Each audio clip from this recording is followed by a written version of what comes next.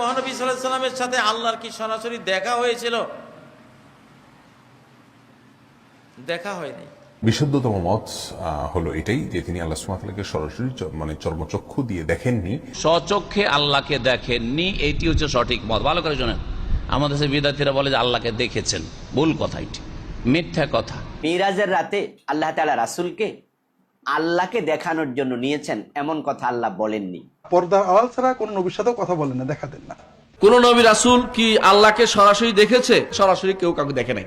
নবী সাল্লাল্লাহু আলাইহি ওয়াসাল্লাম চামড়ার চোখ দিয়ে বাহ্যিকভাবে সরাসরি আল্লাহ রাব্বুল আলামিনকে দেখেন নাই।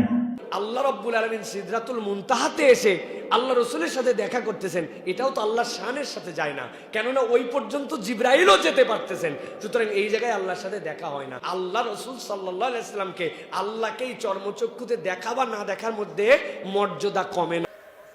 কিছু মৌলবী দেশে আছে, স্কলার নামধারী, এরা এই মেরাজের মাস আসলেই বিতর্ক করে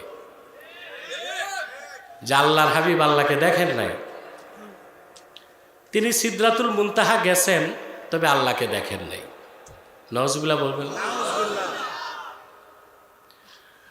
আমার